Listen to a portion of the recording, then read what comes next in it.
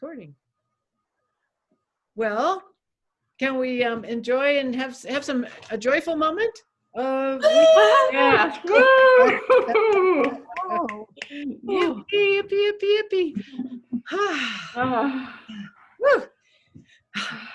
Anybody have any upper limits as a result of celebrating or anything else?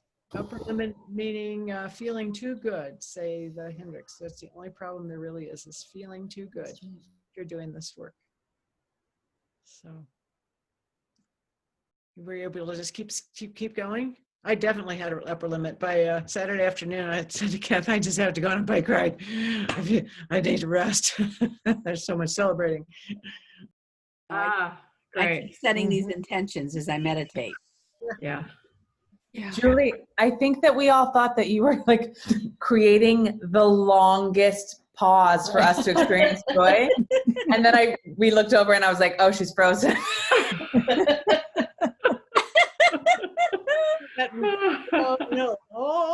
It just keeps going.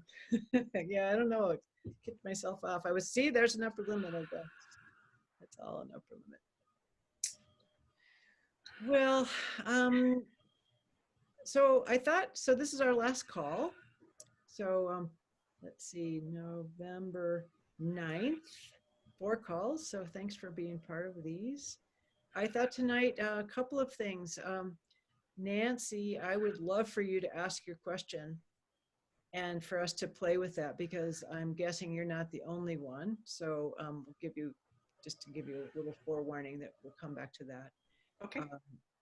And so noticing your own experience of whatever that's been, including possibly feeling so good that you felt too good and that you might have interrupted that a little bit along the way. Did anybody actually have that experience of upper limiting? Mm-hmm. Yeah? Yeah. You say more, Shirley, what happened for you? I mean, I was dancing around my living room. And then I was like, no, I'm kind of old conditions. Like, I'm not allowed to feel this good. I'm supposed to be struggling. Life is supposed to be hard. Wait a second. Hold on here. And then I was like, no, I think I get to dance now. Yes. I'm thinking of something I've heard Dave Hendricks say that has helped me so much, for no good reason. So maybe you could dance for no good reason, or you could choose love for no good reason, or choose joy or whatever, not because you deserve it, because that I love that. bugged me. I deserve to, or I don't deserve to, versus no, I'm just choosing to.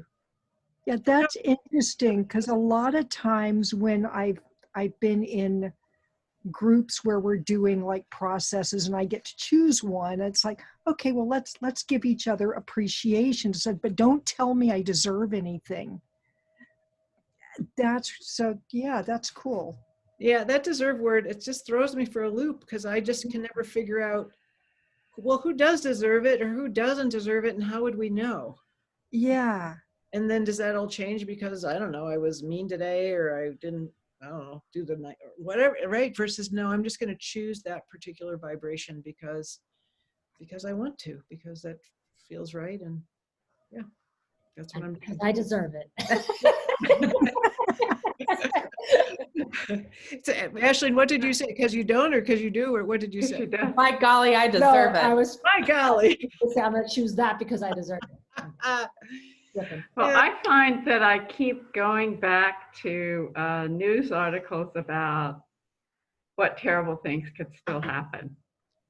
Yes. Mm-hmm. And I'm guessing that's probably an upper limit thing, but it's definitely a fear thing.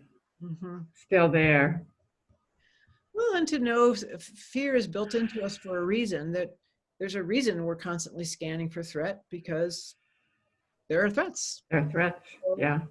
Again, that's how we survive. So it's not to make that wrong or bad as much as to notice it and then to see if you're interrupting that your own flow. Yeah. Just be like, oh, boop, oh, there's little information out there versus like a little. Yeah. Yeah, that's a great example. Anybody else? Upper limits. Yeah, and in this context, I quote the Hendricks a lot. If you've been around me, you know that. Everything is an upper limit. So there's a good thing to meditate on.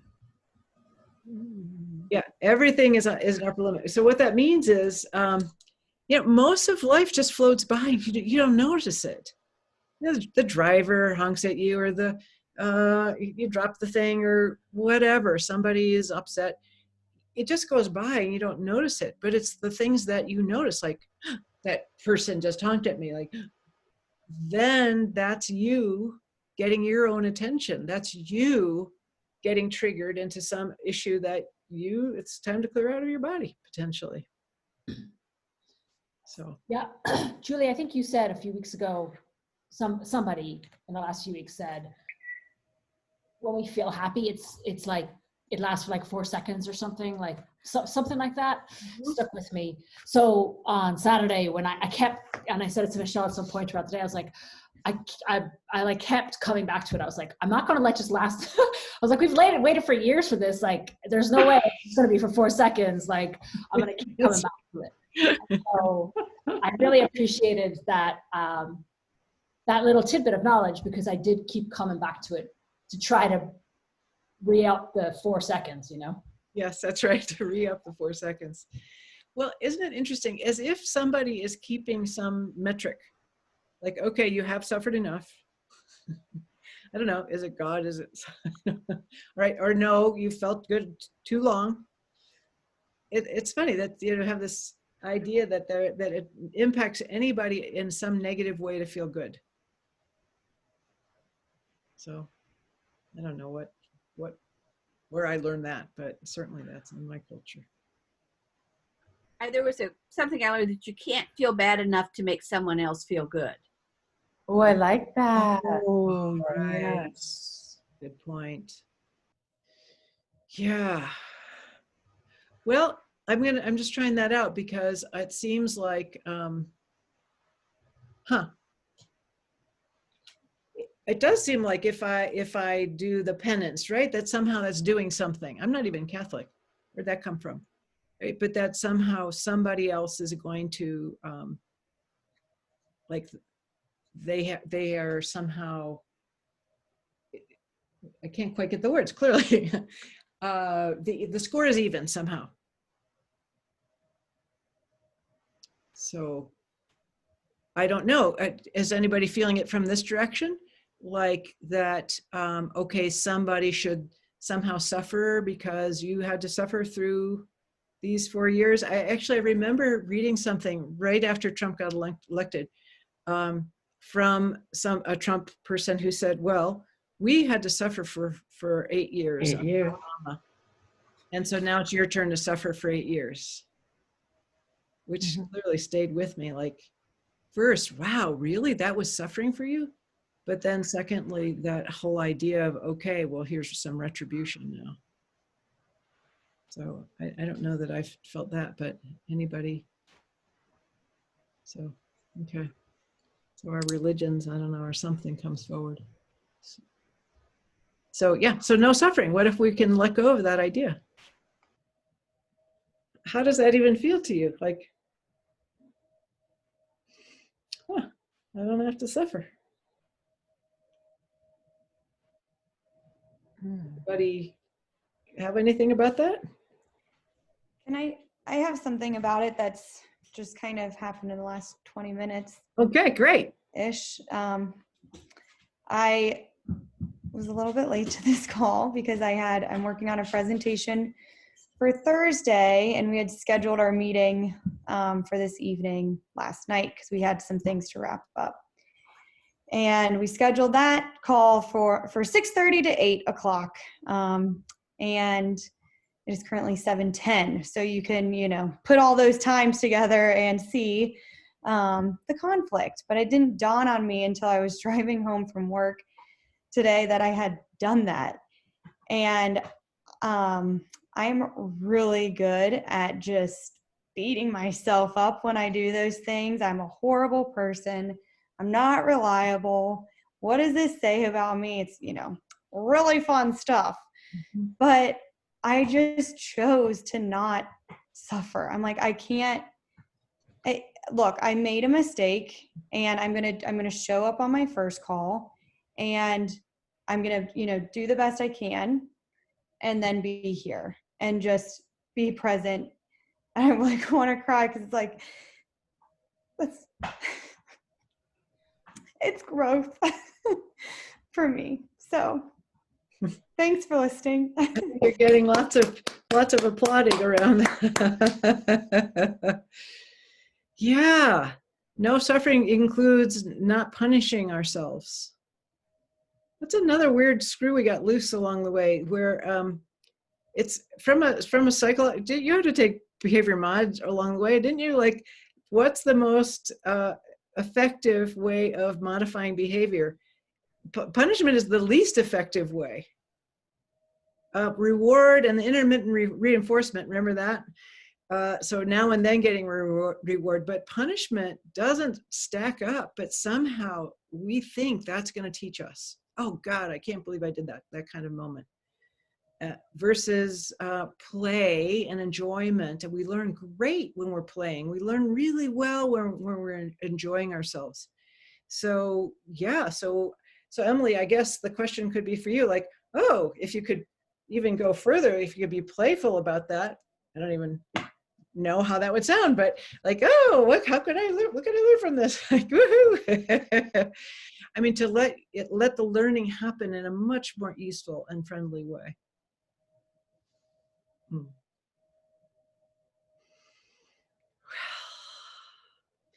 So, Nancy Reed up there. Hi, Nancy. Well, you're up in the right for me.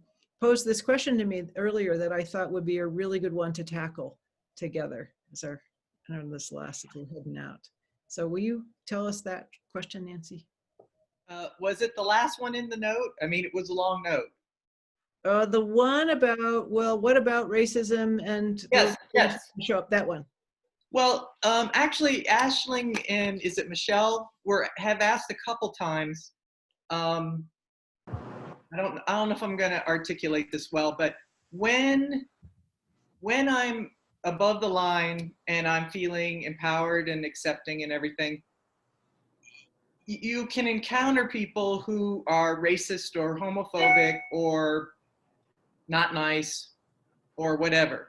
And I think it's natural, at least for me, to then go back to reactive and go, well, you're not a nice person, and get very triggered. And so what I would like to hear is you or anybody else talk about methods for trying to preserve your above the lineness while you're still dealing with that person or that situation. And I know in previous counseling sessions, you've talked to me about, you don't have to stay in any situation you don't want to. I mean, you can above the line say, I'm sorry, but I can't sit here and listen to you spew that. I have to go. And you can say it very non-reactive, which has been helpful to me as a people pleaser to think of ways to preserve who I am and my beliefs without going below the line. You know, you can still be a protester, and you can still be an activist, and you can still all do that, I think, from above the line. But I'd be interested in, Julie, what you think about that and any techniques you might have to share. Okay, this is like our final frontier, because overall, so imagine this. Has anybody taken improv? Improv, yeah, okay. Okay, so what are the rules of improv? Let me tell us. You have to say yes and then add to it. Yes, and. Yes, and. So imagine this. Imagine life is improv, and life is tossing to you. And that then what you can do, what I can do, is say yes and. So that's kind of wacky. But in other words, that instead of what I would, from Reactive Brain, what I want to do is it's right, wrong. Reactive Brain says it's right, wrong, and win or loser, clearly. And that now if you think I'm wrong, the game is I need to make you wrong. Like that's the game. And that's what I grew up in, and I thought that was the game, and that was really. In fact, I've talked about this infamous ride through Nebraska. We were driving out to Michigan, and we spent hours batting back and forth. We were in some power struggle. Oh yeah, well, that's because you. Then no, I did not, because if you had only, it just went back and forth. It did allow Nebraska to go by more quickly, I think, but it clearly stands out as not being the most pleasant trip, because that's what I thought. You hit something to me, I'm supposed to volley back harder. So trying this method of playing is really different, where it's a yes and I suppose a really good tennis game is similar, but where I'm not trying to make anybody wrong. So let's practice. So I'm going to show you what I mean. And the game is for me to stay in Creative Brain. That's the game, okay? So it's a different set of rules here. Now, if you come to me with Creative Brain, that makes the game even probably easier in some ways. If you come to me with, or of course what I want to say is at me, from Reactive Brain, then it's different. It's a little more challenging because your vibration is different than my vibration, but I'm going to see if I can hold on to my vibration, right? So that's the game. I'm ready. I've been ever since I got that email, I thought, okay, can I do this? So I think I'm ready. So I'm gonna play. I gotta get more of my body involved in here. So anybody want to hit me one? I'm ready. What are we throwing at you, Julie? Anything negative, mean, well, I don't know, racist will be a little hard, I think. But anything provocative that you're wanting to show how wrong I am. You can be a Trump person telling me about the election fraud. I'll share one that I was told last week. Okay, great. I was facilitating a group. Trump understands all the issues, and he talks fairly to both sides. And you Democrats are just a bunch of communists and socialists, and you kill everybody. Whoa, communists, socialists, that is, whew. Oh yeah. I got triggered big time. I bet. Well, I'm going to do a yes and. I'm going to do my best. Now, if anybody can coach me even to go do more, that'd be great. So communists and socialists, and we kill everybody. Woo, whoo, whoo. I notice I feel kind of flushed and a little, and I want to take my sweater off, but I don't know, should I take my sweater off? Right in the middle of a conversation with you about communists? I don't know. Okay. Woo. Okay. Yeah.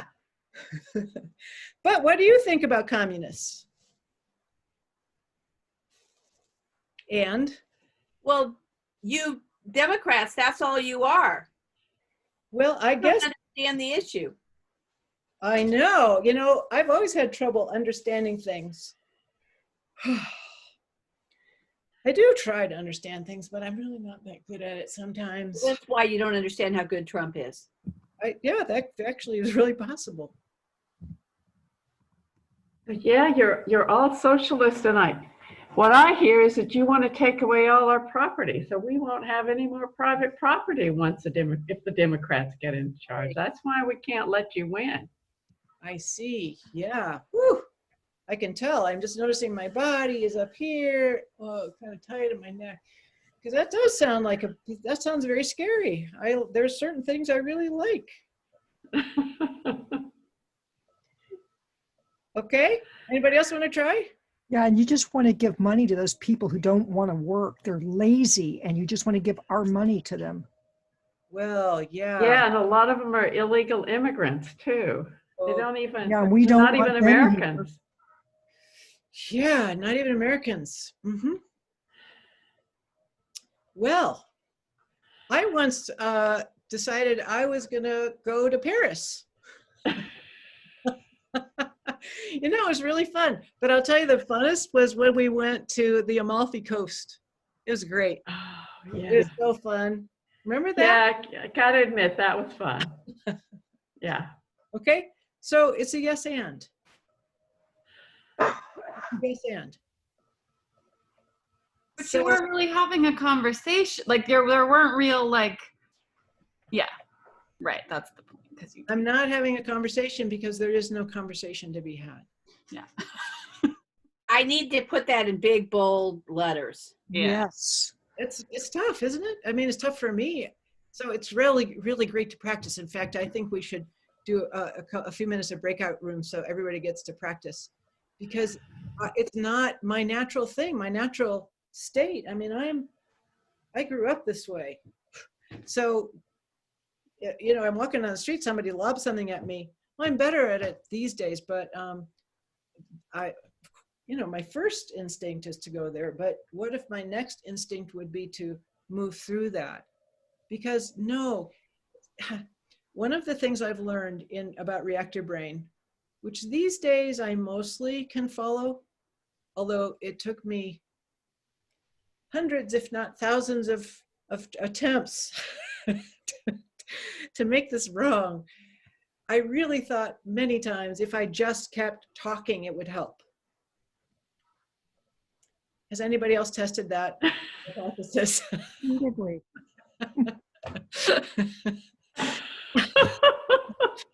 Julie, I want to share, if I may. Sure, good, Suzanne. My father would say to my mother, my father has passed. My mother is still alive. She's turning 81, and she is completely brainwashed with it all. And my father's classic, our favorite comment, my father was a teaser. He was a firebrand. He would stir the pot, you know, so much fun. Our favorite quip of his was when my mother would get into a conversation, try to get into a conversation, and you would talk about the information and you would be speaking from true statements. She'd throw up her hand, I can't talk about this. She could never answer a question, still can about anything with Trump. And my dad would say, just don't confuse me with the facts. That's what he would say. That's her moniker. Don't confuse me with the facts. Uh-huh. And it just is that. It's just that. Yeah. When I'm in reactive brain, and you are, we are all cognitively disabled. We just are. We don't know it. That's a bad combination. That's true of all humans. So that means if we are trying to engage in a conversation from reactive brain, like, forget it. Like, unless your goal is simply to pass time. I don't know, or get adrenalized. But if your goal is actually to try to change anybody, like, I'm not sure we can do that anyway, but I immediately think of the old light bulb joke, which is, you know it, how many therapists does it take to change a light bulb? Just one, but the light bulb has to want to change. Oh. That's right. That's such a, it's like, that's my whole, that's how I started when I'm teaching interns. So the rest of it is just sort of a national pastime. And so if you want to engage in that because it's fun to debate, that's fine. If you want to connect, that's not going to happen there. It just isn't. So to get clear about what is your goal. So changing requires wanting to change, and it also requires being open to learning. So it's always good for me to wonder, am I open to learning? Connecting only happens above the line. Julie, what if you just listen to the person? You really try to listen. Wouldn't that be a way of connecting? Yeah. You would be above the line, but they might not be above the Yeah, line. potentially. I think that's a really great idea. To just kind of say, yeah, I hear you. I mean, how much of that? That just sounds so foreign to my ears. What? I hear you. Julie? Oh, Yeah, I'm Tell me sorry. more. Okay, Bobby, yes. I'm sorry. I didn't mean to interrupt. Yes. Whoever was speaking, are you finished? Yes. Okay, so is the idea then to stay in your creative brain when someone is coming at you with all of this? If you're not reacting to it, then that sort of takes the fire out of their fury. Or if you don't react to it, are you not, standing up for what you're thinking? Or is it the idea that you say it in a way that you're firm in what you're thinking, but you're not giving fuel to their fire? I'm having trouble wrapping my head around all of it. It's such a radical concept. So no one, Bobby, thank you for asking me that, because let's just try it from different angles. So I had a series of thoughts as you were talking. Like overall, what is like my life purpose? I have a few of them. One of them is to support the shift beyond hierarchy into co-creativity. I mean, that's what I'm doing here. And you all have life purposes, regardless of whether you've sat down to find them, you might want to. So that helps for me to kind of keep my eyes on the prize. So what do I want to do with my time? There are people who are really the best at political science and all of those things. That is not that's not what I'm doing here. What I'm doing here is really to support the light. So in many interactions, that's what I'm about. And then to me, my other thought was when, what was it? The Lord of the Rings trilogy. And I was, sat in each of the movies thinking, oh, I mean, what is this? What is this? Okay. Well, it's the same thing we've seen so many times, the battle between light and dark. Now, I'm not sure it has to be a battle, because the battle already is like, battle. But that to me is the game. So if I play, and let's just say you're, Bobby, you are intent on, but this is very serious and hard, and don't you know, we're going to lose everything and you're going to kill us all. Like, okay, so there's reactive brain. It's density. And I have density. I have as much density as the next person. I understand that. So starting with that, but also I really know, talk about suffering. That's where suffering lives. So then can I meet that density with something that's expanded? I mean, over and over, that'll be my question. And many times the answer is no. Sometimes it's hell no. But can I, and have that be my aspiration? If it's coming and it's dense, can I meet it and stay expanded? Because what will happen is the density will go into the light every time. Every time. And it feels so much better to us because the light is so huge. It's, the power of love, the things that we know, we put love around something, or peace, or even appreciation around hatred or fear or anger. It just can't hold a candle to it. So to start to, again, keep our eyes on that prize, like what are we really doing here? I mean, what are y'all doing on these calls? You could be doing a lot of other things. You could be watching MSNBC right now, but you're on these calls. So you, I believe, are bringing the light in. So thank you. Because to me, the more the light, the more all of us humans, we're doing the same kind of walking through the world, trying to know how we live in a way that actually feels right to us, feels in alignment to us. That's what people are up to. Those folks that are out there protesting. And there was one woman, I can't remember, we drove past her with, and she had to sign, one woman who is like, the election's a fraud. And like, blessings to her.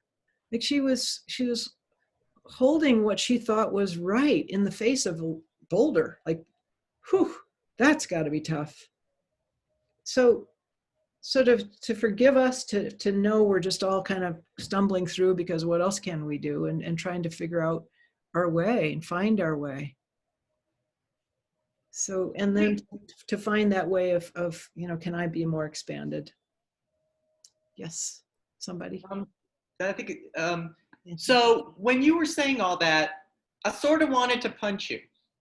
Because I felt like, in a way, well, it felt like in a way, I think a lot of people who were having that conversation with you would eventually realize you were telling them you're not going to go play with them.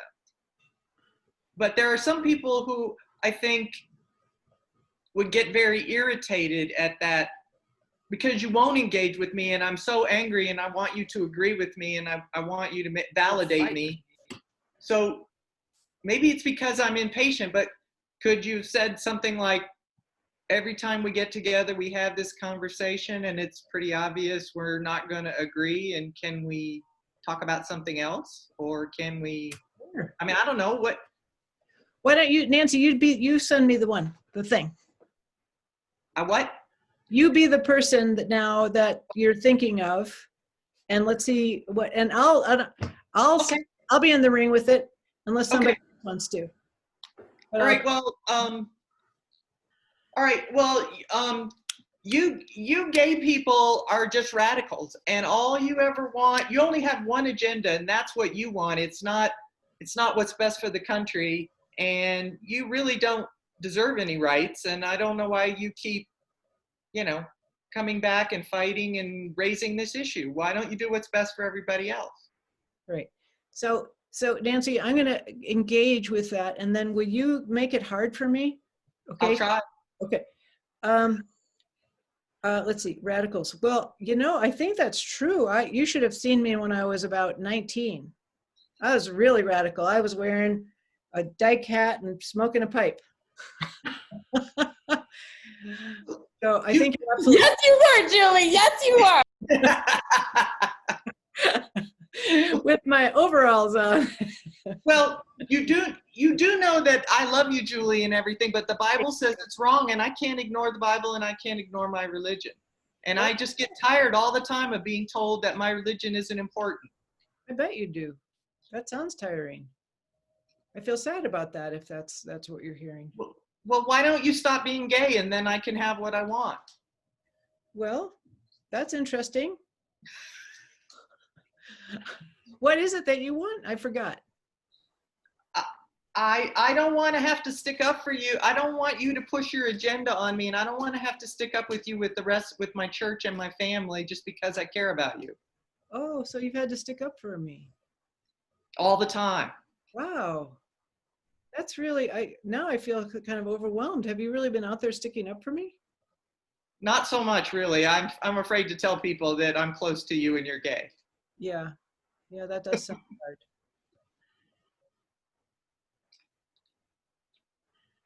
Okay, so, all right.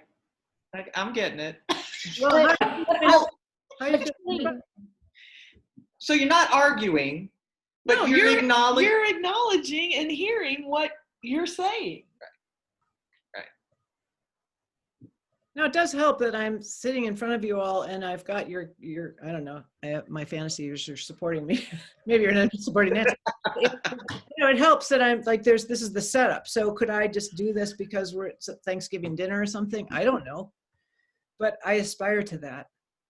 Yeah. But there is there is like I don't want to say an art to it, but like, it doesn't have to be for people who are on opposite sides of the spectrum. Like I was on a call earlier this week with close friends that are all very liberal and all very passionate about this election. And I was like, I'm going to play with the line right now. And I was like, well, we could just, and I mean, they were about to throw me off the Zoom. They told me to get lost. I was like, okay, I gotta practice. I have to practice my delivery or my approach, or it's because I came off as kind of like holier than thou, like condescending, like I can. Yeah. Why don't we do this? Let's take 5 minutes, and I'll do the breakout groups, and you just one person, or it'll be two of you on three. Anyway, and toss and see what you can do with it. Okay? Oh, it's going to say 15 minutes because I didn't reset it, but I'll call you back at the right time. Okay. To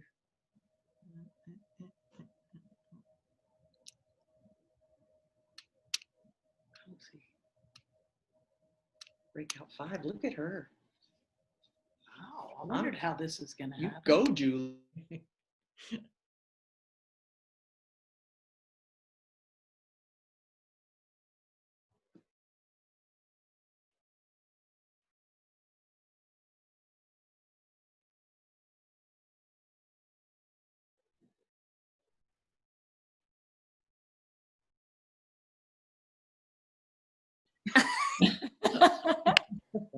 what happened? You had to be a Trumpite a long time. Luddite. How did it go? Julie. I get sort of stuck at a certain point because I'm like, oh gosh. Well, actually, I do hit a wall because I realize then I haven't really figured out how to like have a logical thought process and have that point of view at the same time.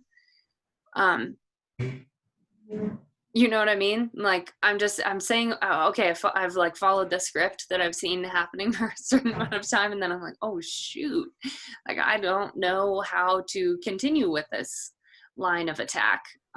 Because then I really have to shift my thinking to make this logical and not just laugh at myself. Because that would be so bad.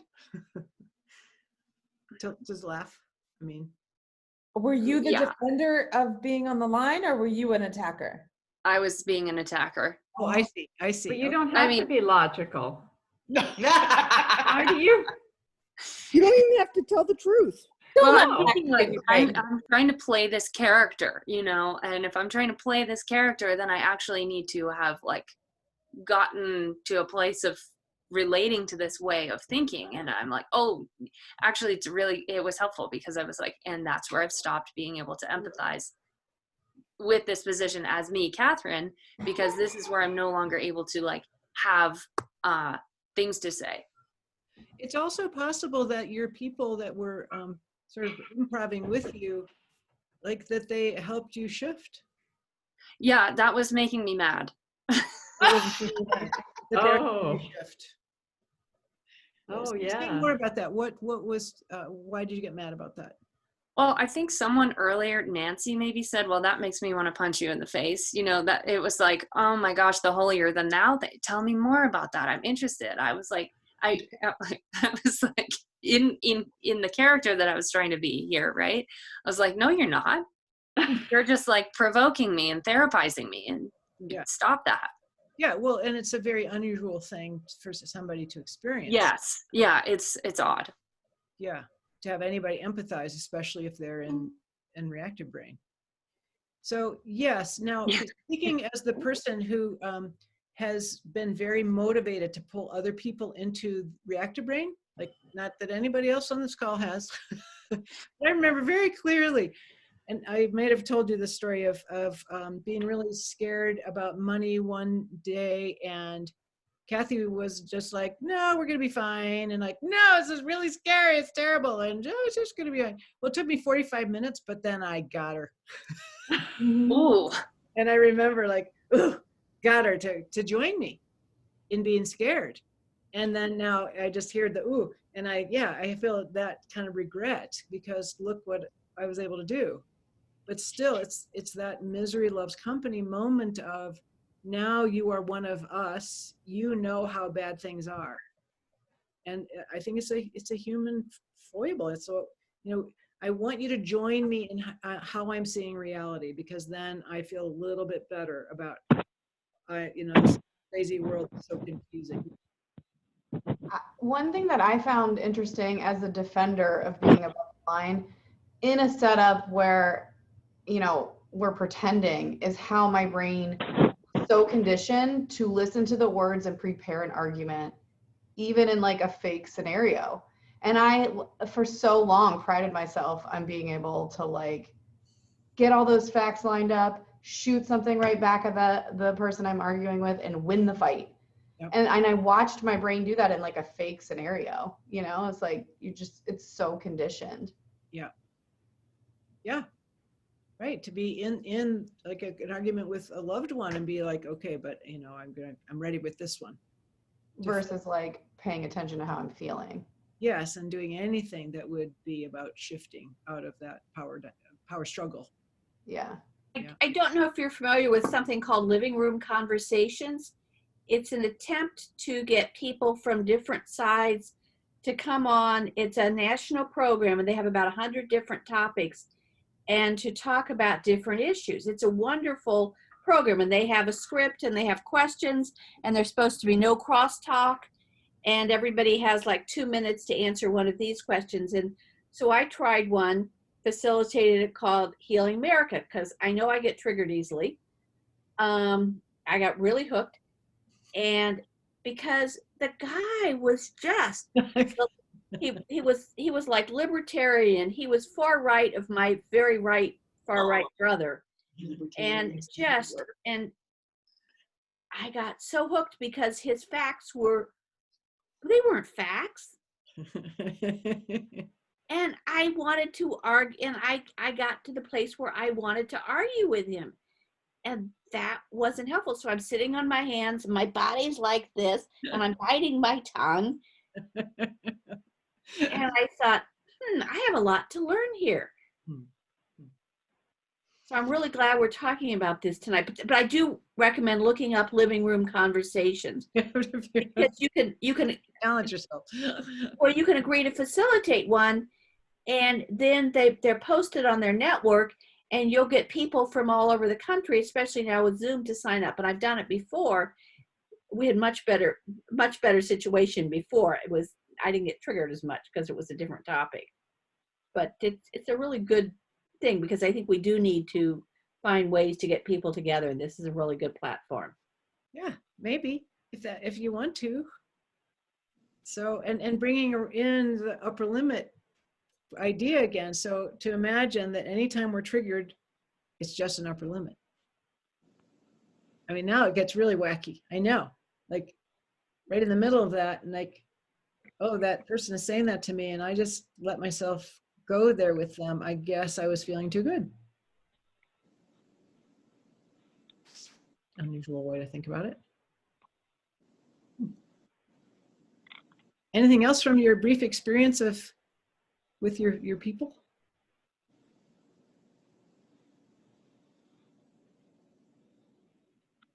Okay. Well, in this last few minutes, I want to sort of challenge you a little. Is that true? Offer. I'm going to offer something, which is that you kind of think back through our time together these last 4 weeks. And if you remember at the beginning, what was the beginning? Looking at the inner map. Okay, where am I on the map? And then we started talking about hypnotizing ourselves. And then last time was about what the stories that we hypnotize ourselves into, and then how can we walk up the line and choose our stories, whatever story it is, whatever state of consciousness it is. So as you think about that, and you think about the map, which I'm going to share so you can remember your choices.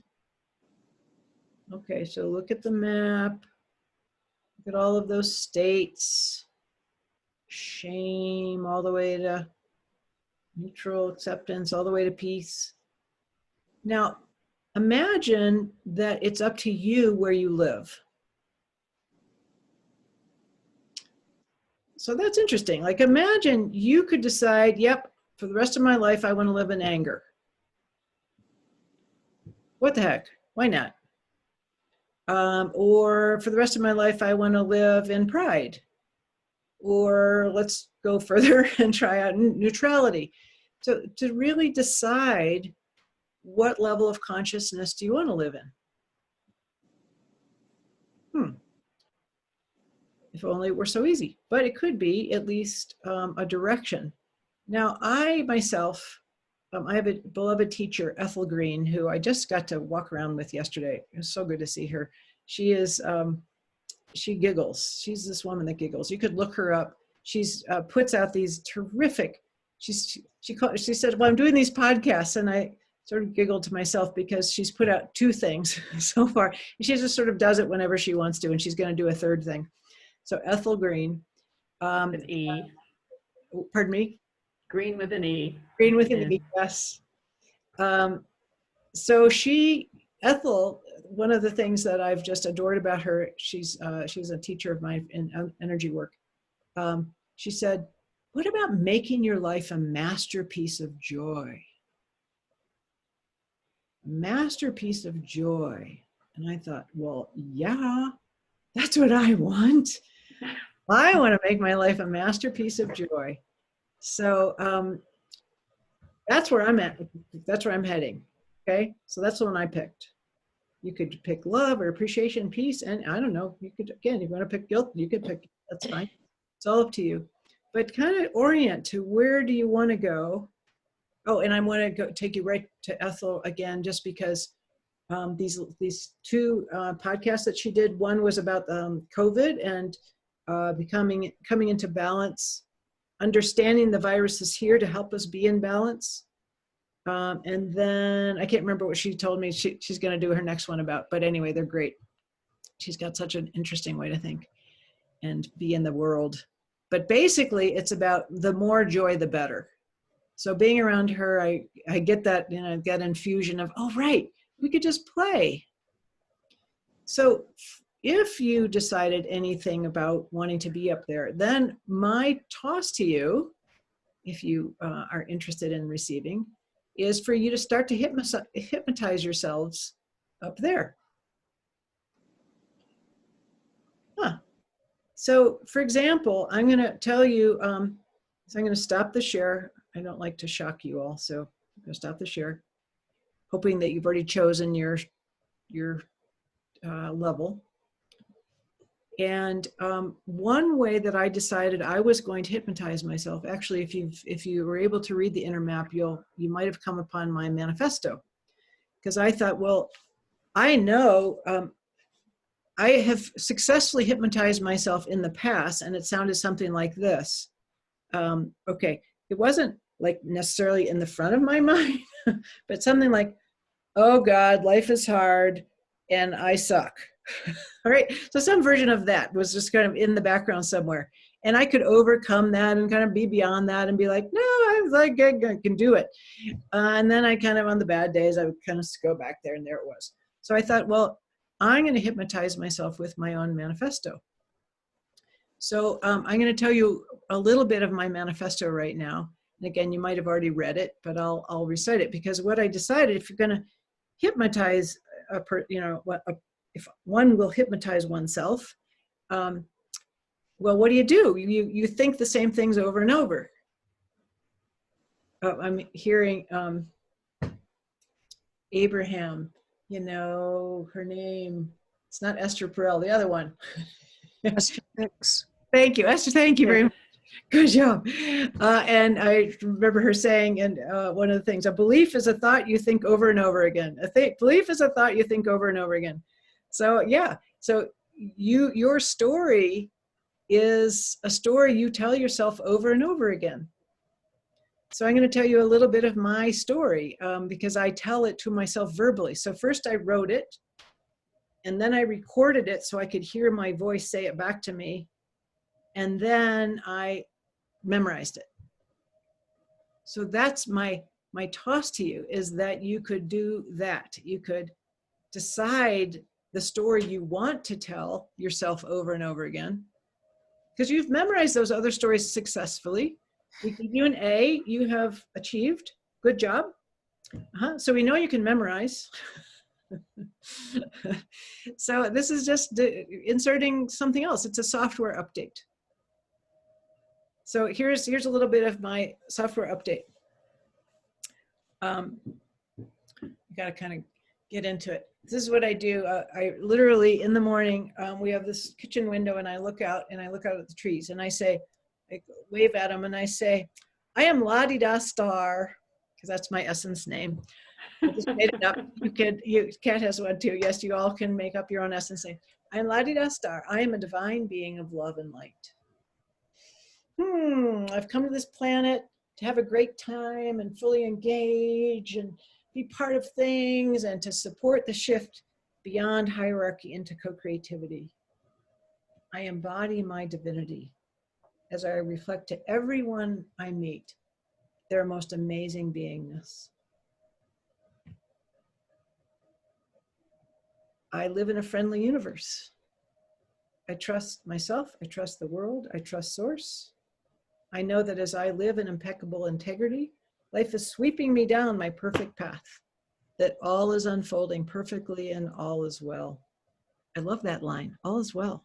That's peace. So I decided to go for peace on that one. I love every bit of my being, from the most contracted to the most expanded, as I love all beings, from their most contracted to their most expanded. I focus on strengthening my ability to love steadily, consistently, like a cascading river. As one of more than 7.8 billion cells in the human body, I love my role of thriving, expanding, evolving to support myself and all of the galaxy. All right, I'm going to skip to the end because it gets, there's just a few more paragraphs in there, but it does go on. I and those around me easily move out of old patterns into new possibility. We playfully move out of reactive brain into creative brain, unleashing our inner gifts, power, and creativity. My inner peace is reflected in deep sleep, nourishing rest, wonderful dreams, and my ability to choose my most conscious response. And then I say, I move into the world with an open, loving heart, celebrating and appreciating the miracle of life and my own existence as I move into the flow of magic and the magic of flow. That's my manifesto. Nice. Thank you. Thank you. Yeah, well, I just made it up. Just like you can. Why not? Somebody made up the other one that there was something wrong with me. Yours is pretty perfect though, Julie. Can we just use yours? Please do. Please friendly cannibalize it. Although, Ashley, you would totally, oh my God, you would totally put a twist on it. So I want to hear yours. Right, so it's all made up. It's all made up, and I wouldn't dispute any of it. Is there something wrong with me? Absolutely, of course. Do I suck? Yes, I do. Whatever, but so I can live into that vibration, but I'd rather live into this one because I know what that one looks like, and I'm a little bored with it, but this is challenging. This is different. So that is my my offering, my invitation to you is that you hypnotize yourselves into this different level of consciousness, because life is very interesting from in that flow, that magic of flow of magic. I'd love for you to play with me. Now I'll send out an email after this to say, hey, I don't know, anybody want to do something more with this? Because we could just meet here and there, or I don't know. So my real question in the email would be, what do you really want? Okay, and go for it. Hell, we lived through all that. So if there's something you'd want me to put together, I'm open. That's what I'm up to. It's really fun to do this and to play with you all. So I'll do that by email. And I asked Verna, so Verna, stand by to read the thing that I asked that she had sent to me that we just discussed a little last week. So we're going to end on that, but I want to see if anybody has any completions, and then Verna, that'll take us in. You know, you'll bring us on home with your reading. Anybody have a completion?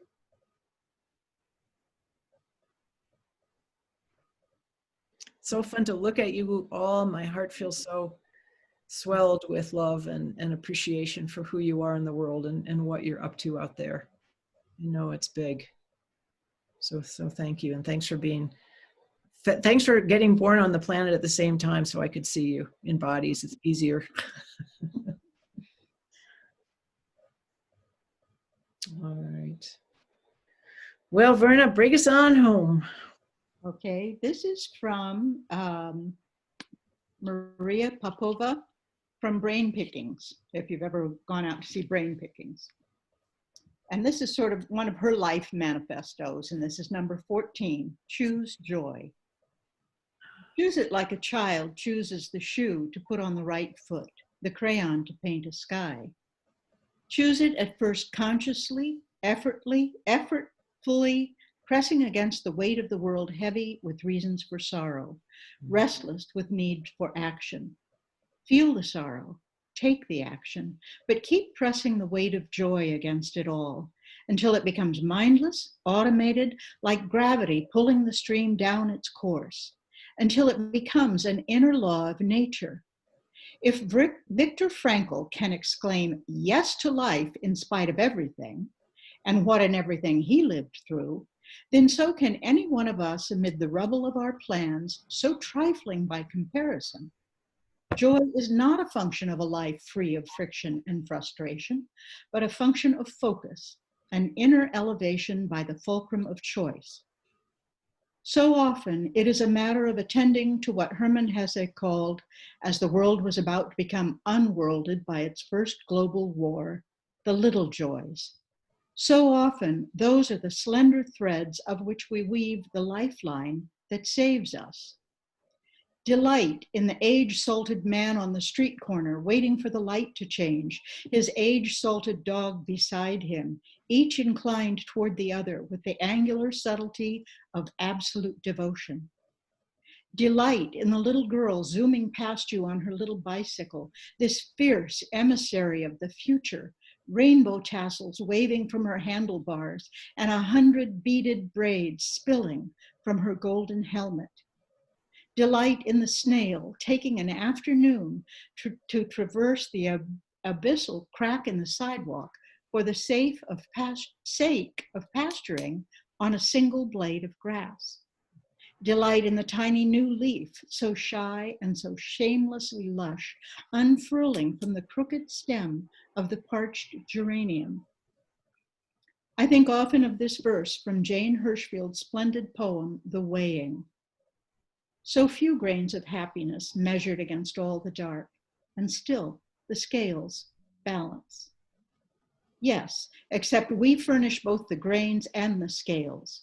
I alone can weigh the blue of my sky, you of yours.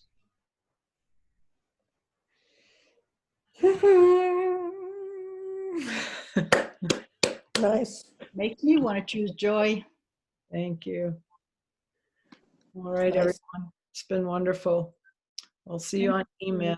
And Thank you, Julie. yeah. Thank you, Julie. Thank you so much, Julie, and everybody for coming. Yes. All right. Blessings to you all. Blessings. Thanks, Julie. Thank you, Julie. And thank you, Kat, for inviting me.